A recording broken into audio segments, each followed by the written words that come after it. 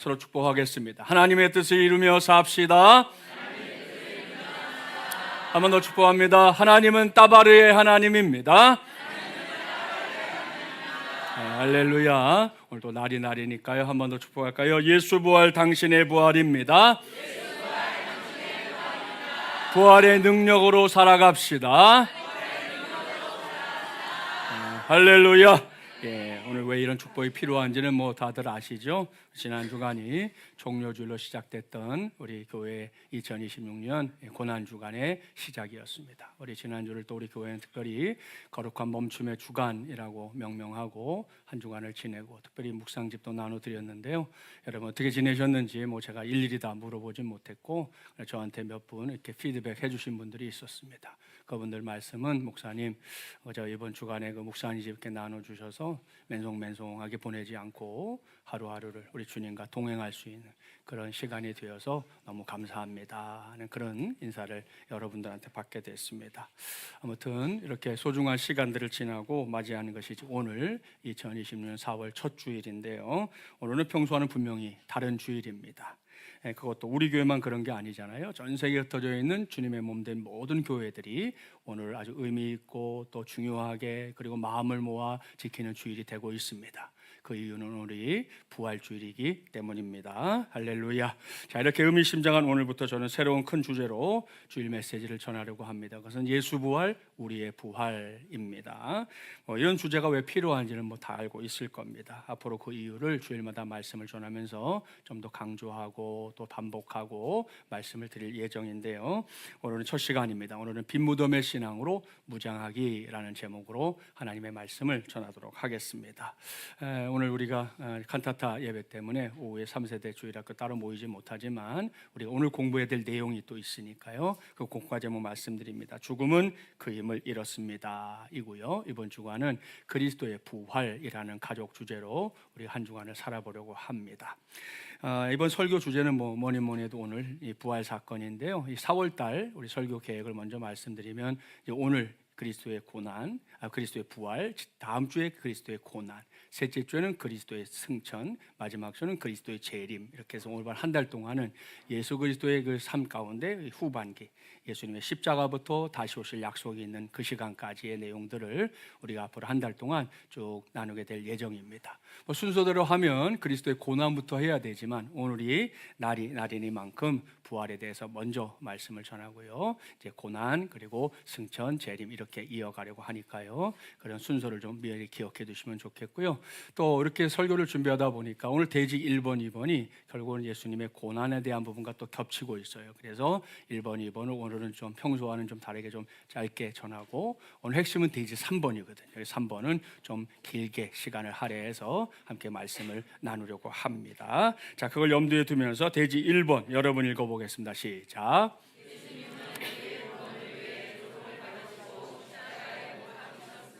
아멘. 잘 읽었습니다. 여기서 읽어야 할 말씀이 본문 마가복음 15장 16절부터 32절인데요. 우리는 16절부터 20절까지만 한 절씩 교독해 보겠습니다. 한 군인들이 예수를 끌고 브라이도리온이라는 뜰 안으로 들어가서 온 군대를 모으고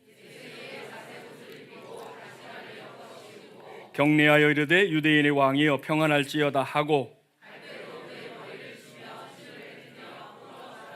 함께요 희롱을 다한 후 자색 옷을 벗기고 도로 그의 옷을 입히고 십자가에 못 박으려고 끌고 나가니라. 여러분 무슨 일이 벌어지고 있는지 아시겠죠? 빌라도의 사형 언도를 받은 예수님이 군인들의 손에 넘겨졌습니다. 여기에 나오는 군인들은 로마 군병들을 가리키는데요. 군인들은 예수님을 넘겨봤더니 브라이도리온이라고 하는 뜰에 들어갔다 그랬고요.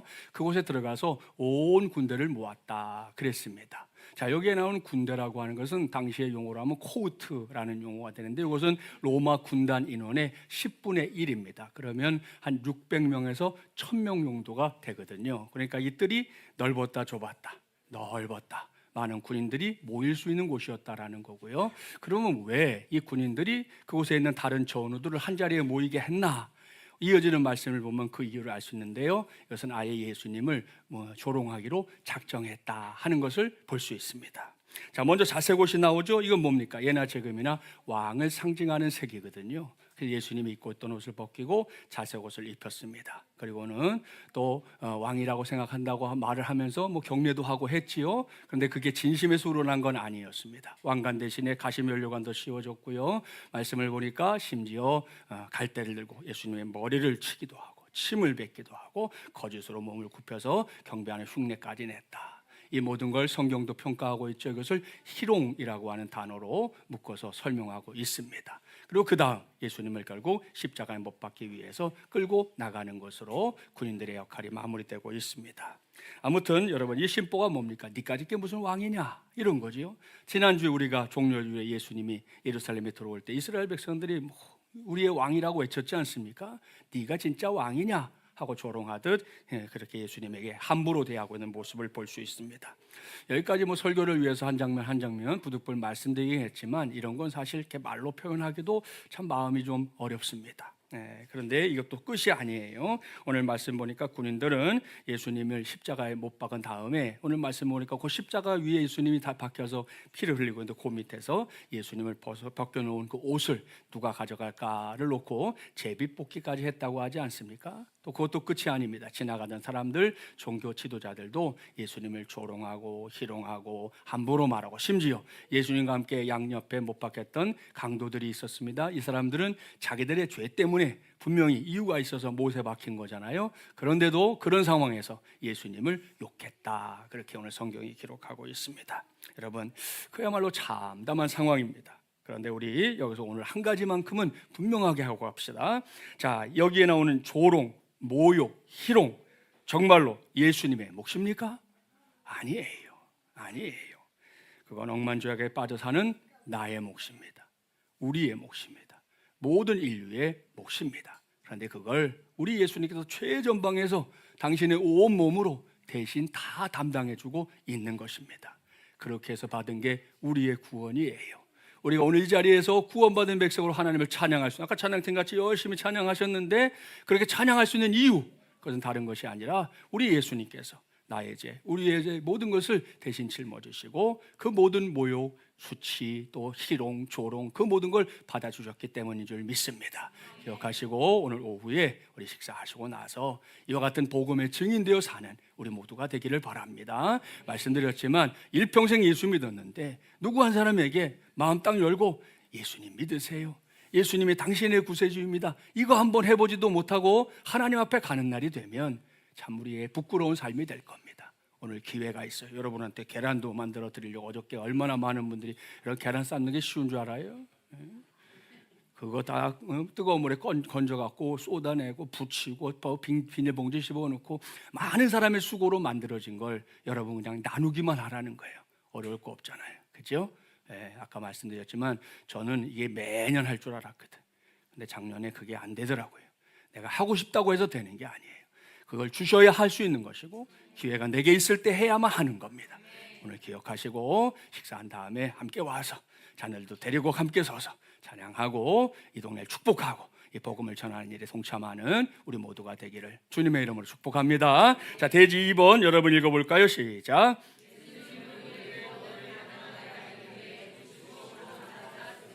아멘. 잘 읽었습니다. 여기서 읽어야 할 말씀은 마가복음 15장 33절부터 47절인데요 이 시간에는 33절부터 37절까지만 우리 한 절씩 교독해 봅니다. 제6시가 되매 온 땅에 어둠이 임하여 제9시까지 계속하더니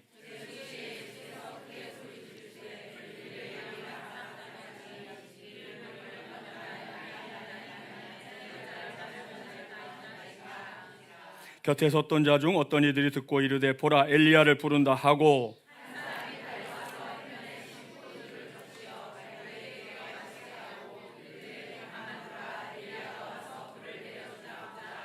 함께요. 예수께서 큰 소리를 지르시고 숨지시니라. 아멘. 무슨 기록인지 아시죠? 예수님의 죽음입니다. 처절하지만 완벽한 죽음, 뭔가 여지가 남지 않는 그런 죽음이죠. 그래서 마음이 참 아프고 이런 말씀을 읽을 때마다 마음이 묵직해지는데요. 42절 이하를 보세요. 십자가 달려 돌아가신 예수님을 아무도 거들떠보지 않았습니다. 그래서 더 발을 동동동동 구르게 되는데, 그때까지는 성경에 한 번도 얼굴을 비치지 않았던 아리마대 사람 요셉이라는 공회원 중에 한 사람이 등장해서 예수님의 시신을 내어주시오 하고 빌라도에 가서 요구합니다.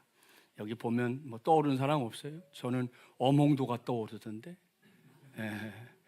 마지막 순간 정말 이 단종의 그 마지막 비운의 삶을 마감해 주었던 어몽도처럼 누구도 예수님을 거들떠보지 않았지만 이 사람이 나서서 예수님의 시신을 모셔다가 장사를 치르고 있는 걸 보게 됩니다. 그리고 15장의 마지막 절에는 이제 예수님을 따라다니던 여자 신도들이 등장하면서 이들이 예수님이 장례진이 치러지는 그 무덤을 지켜보고 있었다, 이렇게 마무리가 됩니다. 자, 여기까지. 예수님의 죽음이 성경에 자세하게 기록되어 있거든요.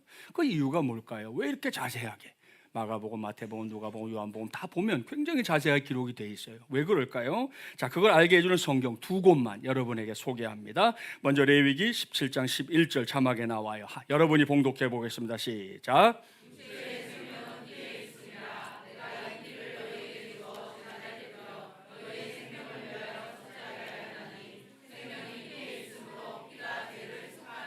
아멘. 자, 다음은 로마서 6장 23절 마찬가지 자막에 나옵니다. 함께 봉독해 보죠. 죄의 삭은 사망이요 하나님의 은사는 그리스도 예수 우리 주 안에 있는 영생이니라. 아멘. 할렐루야. 여러분, 여기에 답이 나오죠. 오늘 단단히 알아둡시다. 자, 이건 성경의 절대적인 지침입니다.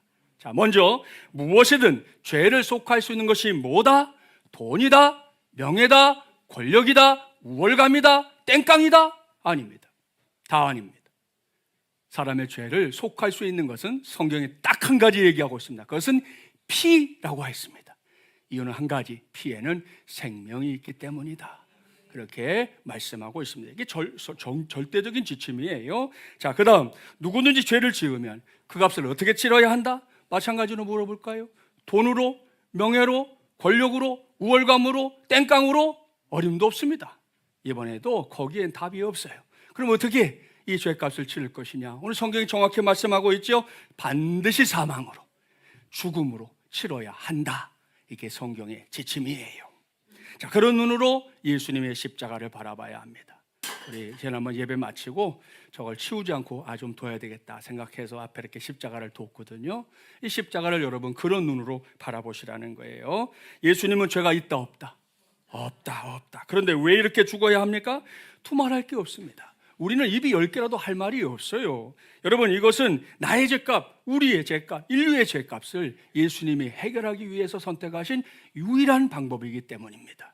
그래서 우리는 십자가를 보면서 주님의 사랑을 경험하기도 하고 십자가를 통해서 우리의 고난과 고통을 이겨내기도 하는 경험들을 하게 되는 것이지 않습니까? 여러분, 하나님으로서도 이게 얼마나 큰 난제였겠어요.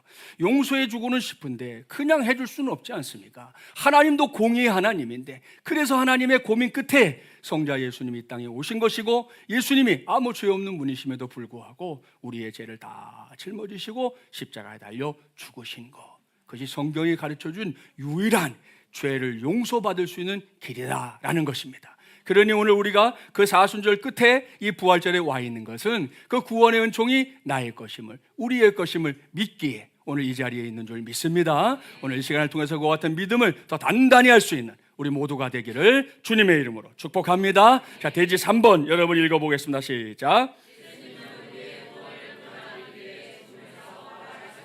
할렐루야. 예, 너무 잘 읽어주셨어요. 자, 여기서 우리가 읽을 말씀은 마가복음 16장 1절부터 8절인데요. 제가 오늘 3번 대지에 집중하겠다 그랬어요. 저를 잘 따라와 주세요. 자, 1절부터 4절 교독합니다. 안식일이 지남에 막달라 마리아와 야고보의 어머니 마리아와 또 살로메가 가서 예수께 바르기 위하여 향품을 사다 두었다가 서로 말하되 누가 우리를 위하여 무덤 문에서 돌을 굴려주리요 하더니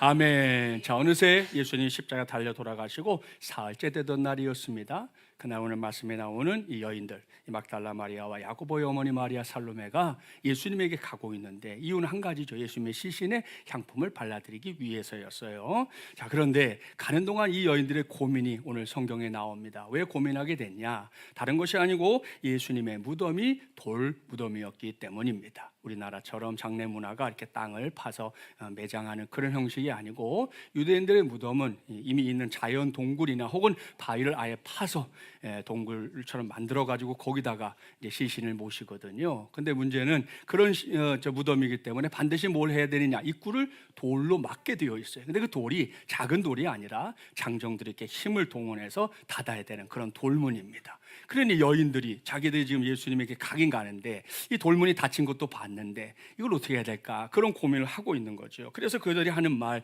누가 우리를 위하여 무덤문에서 돌을 굴려주리요, 이렇게 고백하고 있는 거거든요. 아무튼 뭐 이야기하다 보니까 무덤에 도착했는데 웬걸요? 자기들은 걱정하고 왔는데 돌문이 열려져 있는 거예요. 이게 무슨 일이지 하고 그 안에 들어갔다가 이 여인들이 정말 말로는 형용할 수 없는, 우리 인간의 상식으로는 설명할 수 없는 놀라운 체험을 하게 됩니다. 오늘 말씀 5절부터 7절 한 절씩 교독할게요. 무덤에 들어가서 흰 옷을 입은 한 청년이 우편에 앉은 것을 보고 놀라매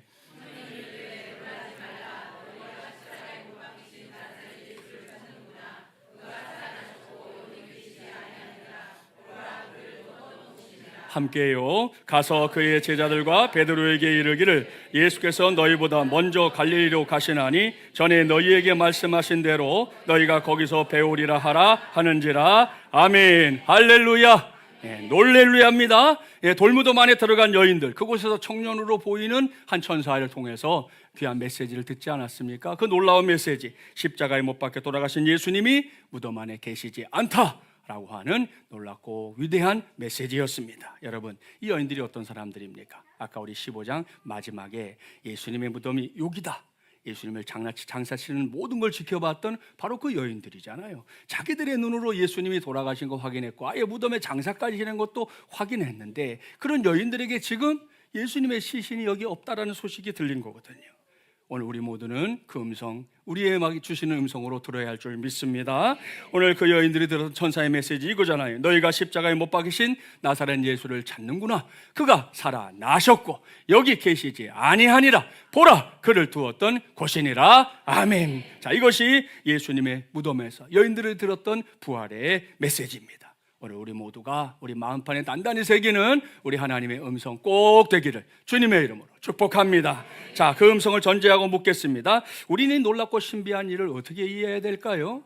여러분, 이해가 돼야 뭐 믿든지 말든지라도 할 거 아니겠어요? 그게 우리에게 중요한데, 여기서 먼저 우리가 기억해야 될 거, 세상 모든 사람들이 알고, 예수 믿든 안 믿든 모든 사람이 알고 있는 사실이 있지요. 사람은 한번 세상에 태어나면 한번 반드시 떠나게 되어 있다. 이건 뭐 예수 안 믿는 사람들도 다 아는 이치예요. 자, 히브리서 말씀이 있지요. 9장 27절. 자, 말씀을 이렇게 선언합니다. 한 번 죽는 것은 사람에게 정해진 것이요 그 후에는 심판이 있으리니 그랬습니다. 자, 이것이 성경이 정의하는 인생입니다. 그리고 그런 인생을 좀 우리가 뭐 정신없이 막 살 때는 미처 생각하지 못하다가 한 번쯤 이렇게 잠깐 멈추고 진지하게 생각하게 될 때가 있어요. 그걸 돕는 가장 으뜸이 뭐냐? 바로 여러분 무덤입니다. 무덤. 실제로 세상 어디를 가나 무덤이 있습니다. 다양한 형태의 무덤, 또 장례 문화에 따라 여러 모양의 무덤이 존재하는데요. 저는 무덤 하면 항상 세 개의 무덤이 떠오릅니다. 근데 그 세 개의 무덤이 다 어디 있냐 하면 아프리카 대륙에 있어요. 그래서 이 시간에 여러분 모두를 잠시 다 데리고 아프리카 대륙으로 여행을 가보도록 하겠습니다. 보시는 대로 아프리카 대륙은 이렇게 직삼각형 모양을 하고 있는 그런 대륙인데요. 신기하게도 각 꼭지점마다 제가 여러분에게 오늘 가르쳐 드리려고 하는 무덤들이 나오거든요. 자, 제일 첫 번째로 오른쪽 꼭지점부터 가볼까요? 이집트입니다. 자, 이집트에 가면 볼 수 있는 아주 큰 무덤이 있죠. 피라미드. 이집트의 수도인 카이로 남서쪽 이 기자라고 하는 곳에 가면 제1피라미드거든요. 저게 제일 크기 때문에 대피라미드라고도 하는데, 이 피라미드는 이집트 제4왕조 쿠프 왕의 무덤입니다. 지금으로부터 무려 4,500년 전에 밑변만 230m입니다. 2m가 아니에요.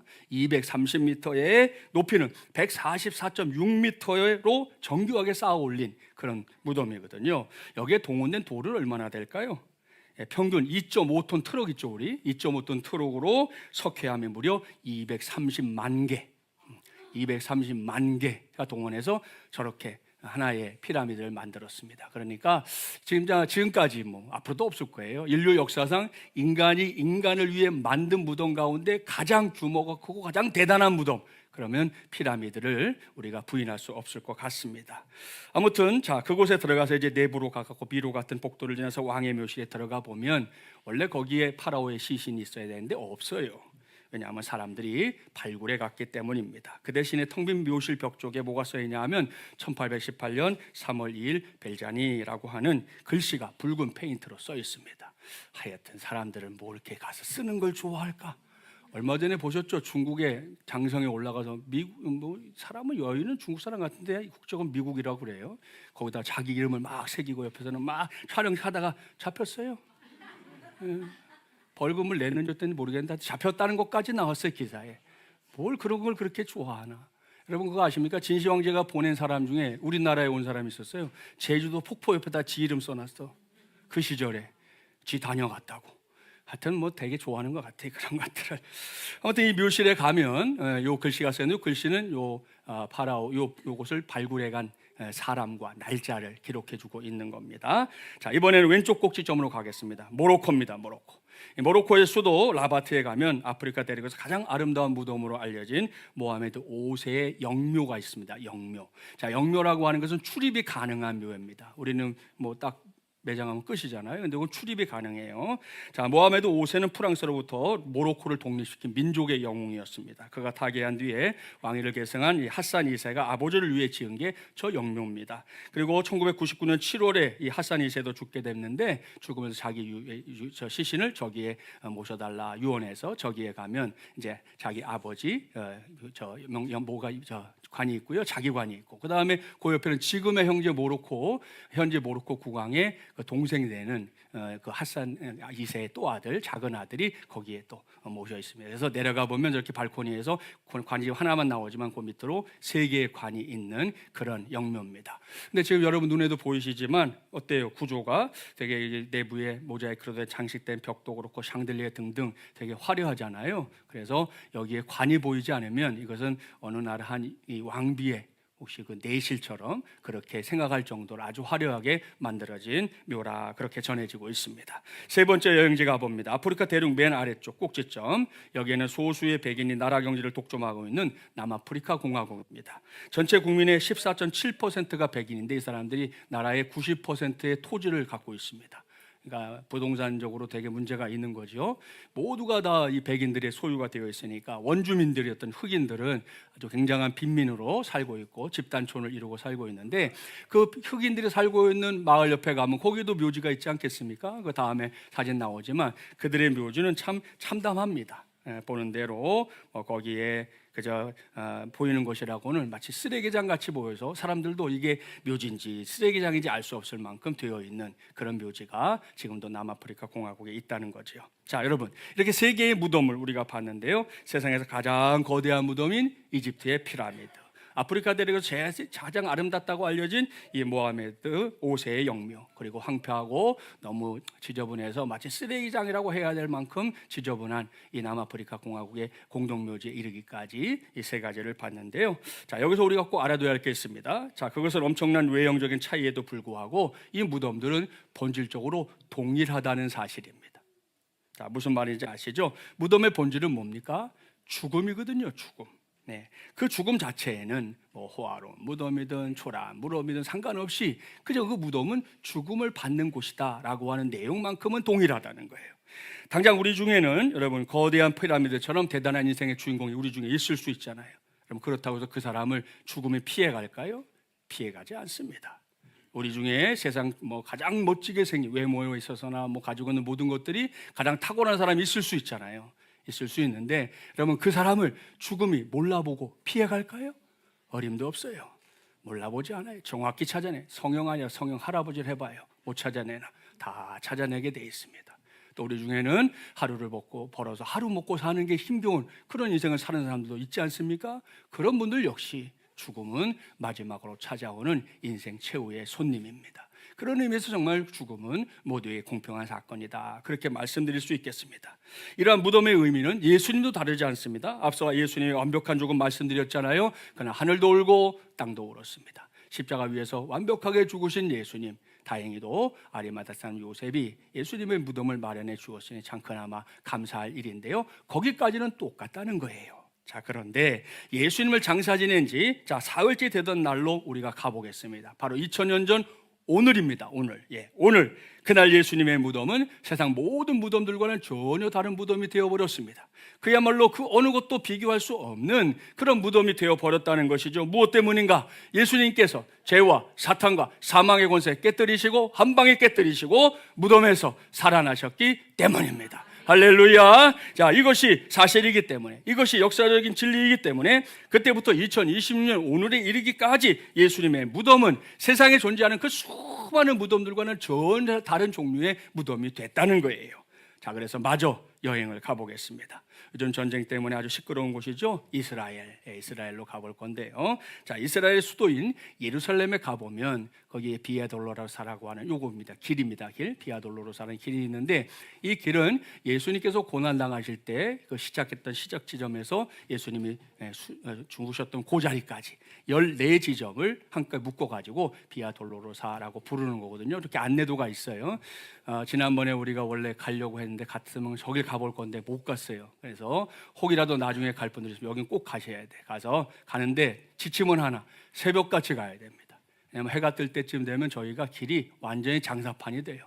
외국인들한테 이거 팔고 저거 팔고 이런 사람이 차고 넘치게 돼가지고, 그래가지고 거기가 복잡해서 아예 일찌감치 가야지만 좀 조용한 가운데 한 지점을 예수님의 흔적을 따라서 이렇게 갈 수 있게 되는 거거든요. 자, 그 중에서 마지막 지점이 10에서 14지점인데 10에서 14지점은 지금 사진에 나오고 있는 저 교회, 성묘교회라고 하는 교회 안에 다 있습니다. 성지를 가보시면 알게 되는데, 성지에 있는 모든 교회들은 성경에 나오는 사건이 있는 그곳이라고 여겨지는 곳에 세워져 있습니다. 예를 들어서 예수님이 주기도문을 가르쳤을 곳이다 라고 여겨지는 곳이 있어요. 거기 가면 교회가 무슨 교회겠어요? 주기도문 교회. 자, 바울이 다메섹으로 가다가 말에서 예수님 만나서 떨어지잖아요.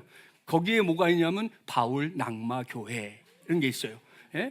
또 오병이어를 행했던 것으로 알려진 곳에는 뭐가 있겠어요?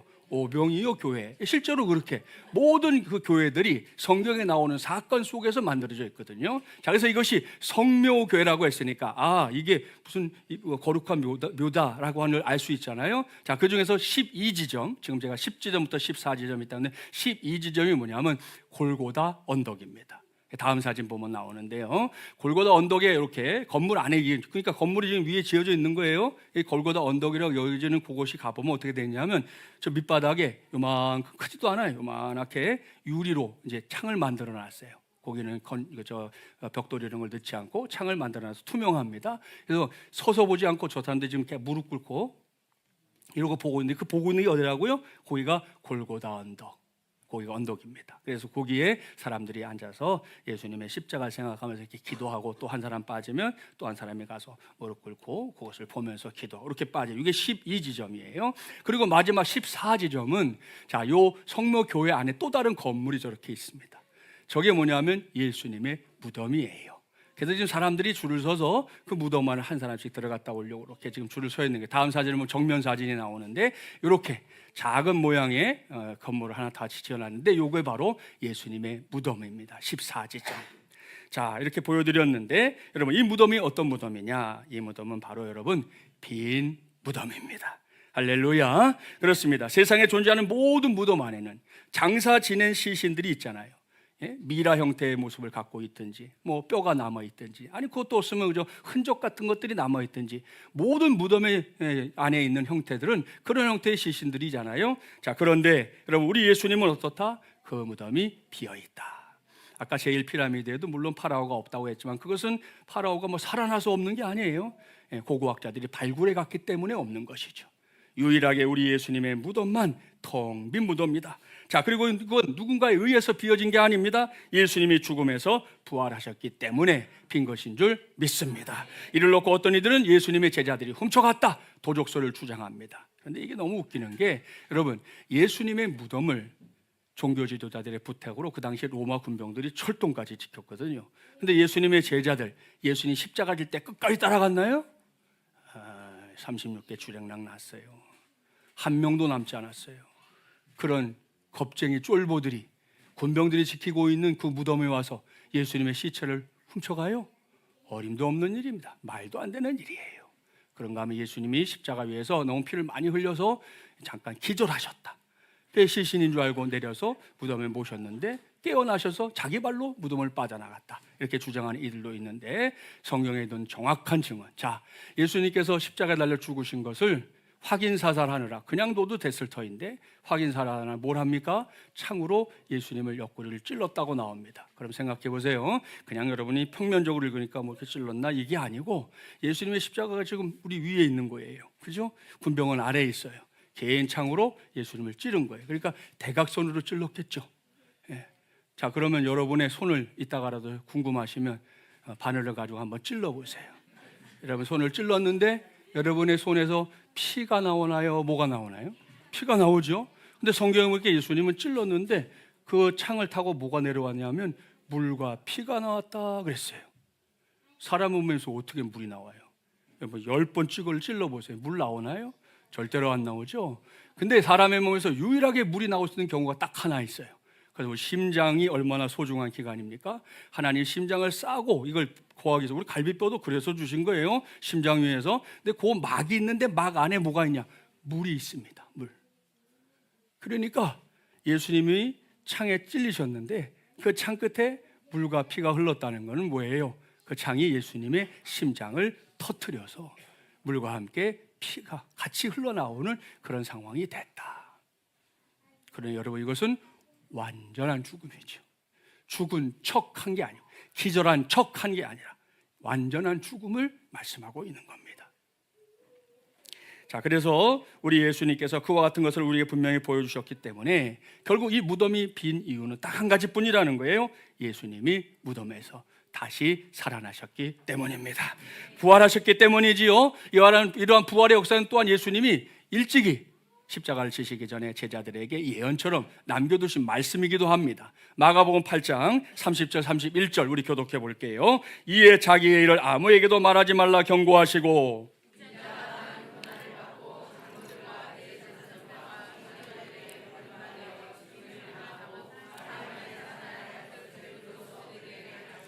아멘. 여러분 보세요. 예수님은 이날 이미 자기가 잡혀서 죽을 것이고 사흘 만에 부활할 것이다. 이걸 제자들에게 예언처럼 말씀해 주셨습니다.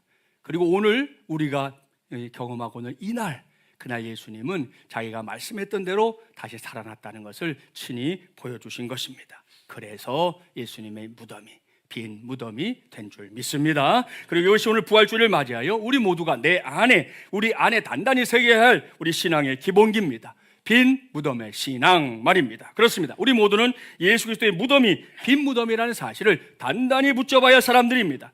그 무덤이 결코 여러분 예수님을 붙잡아 놓을 수 없었구나 하는 것을 확실하게 믿는 믿음이 우리 모두의 믿음이 되어야 할 줄 믿습니다. 무엇보다 사탄의 사망의 권세가 예수님의 카운터 펀치 하나에 KO됐다는 사실을 우리는 오늘 다시 한번 확신하는 믿음으로 굳게 서야 할 줄 믿습니다. 자, 여러분 이 믿음이 우리가 가진 신앙을 최고의 가치로 만들어주는 가장 중요한 지름길입니다. 옳습니다. 만일 우리에게 빈 무덤의 신앙이 없다면 기독교 신앙은 다른 종교와 크게 다를 게 없어요. 한번 진지하게 생각해 봅시다. 단지 윤리와 도덕을 중요하게 여긴다?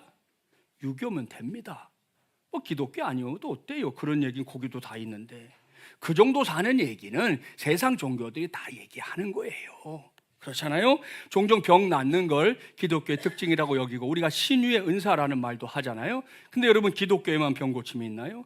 불교도들도 정성을 들이고 병이 낫는 경우가 있고 무당을 찾아가도 병을 고쳐주는 경우들이 있어요. 힌두교도들은 물로 병을 고친다고 가르쳐요. 자기들 안에도 병 고침의 일들이 있다고 말한다는 거예요. 그러니까 그것만 가지고 우리 기독교 신앙이 특색이 있어, 중요해, 달라 이렇게 말할 수 없다는 겁니다. 하나님 주시는 복에 대해서도 마찬가지죠. 여러분 세상 종교들이 복을 이야기하지 않나요? 이야기하거든요.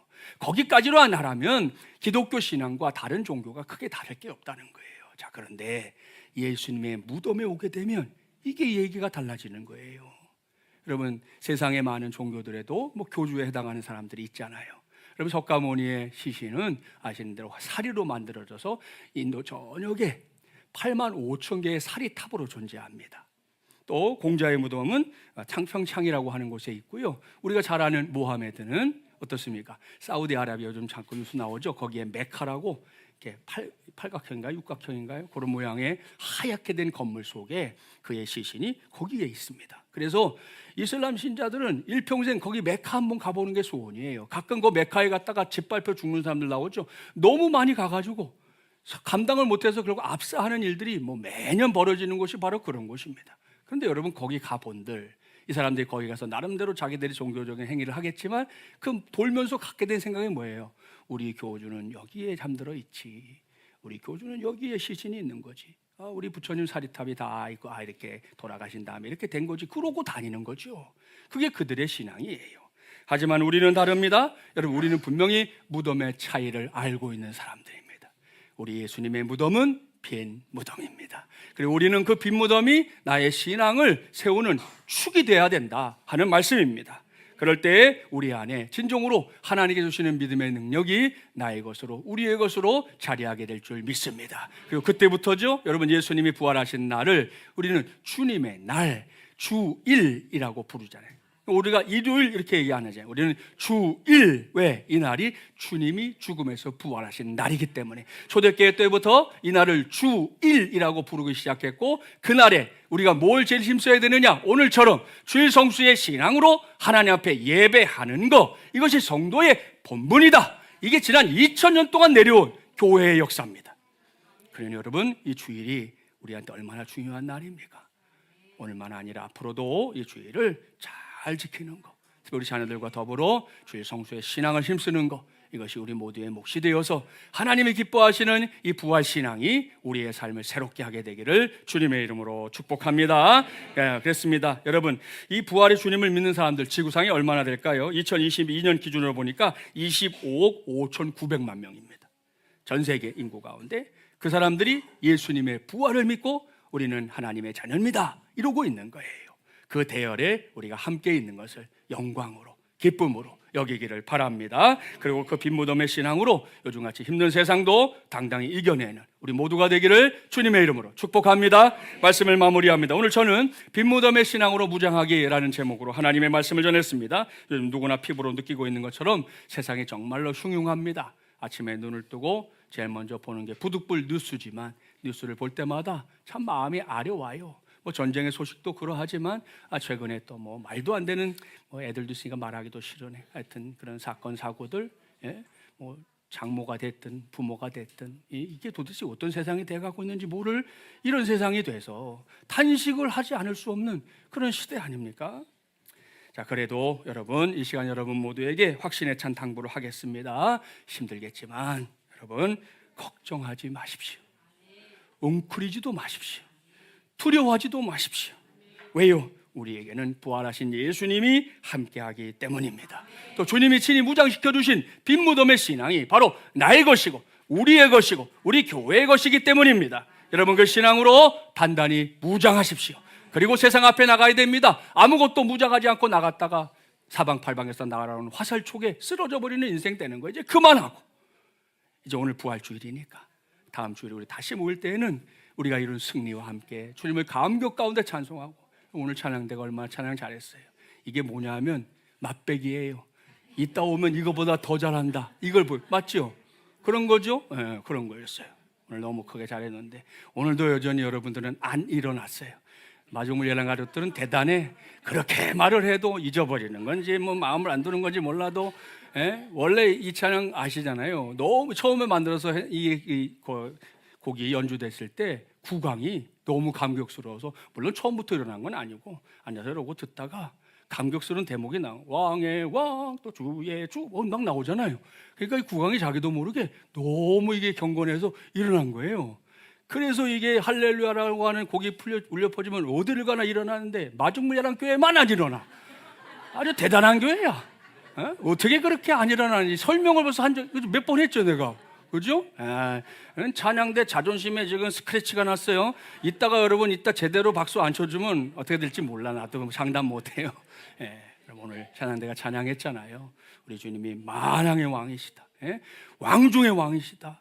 주님 중의 주님이시다. 여러분 그랬으니 우리 그 주님과 더불어 좀 험악한 세상이지만 다시 한번 우리 믿음으로 일어서서 가깝게로 우리 가정 안에서부터 우리의 삶의 자리에서 우리의 직장과 사업장에서 또 우리 교회와 인근에서 우리가 있는 어디든 바로 그곳에서 빈무덤의 신앙의 위대함을 드러낼 수 있는 우리 모두가 되기를 주님의 이름으로 간절히 축원합니다.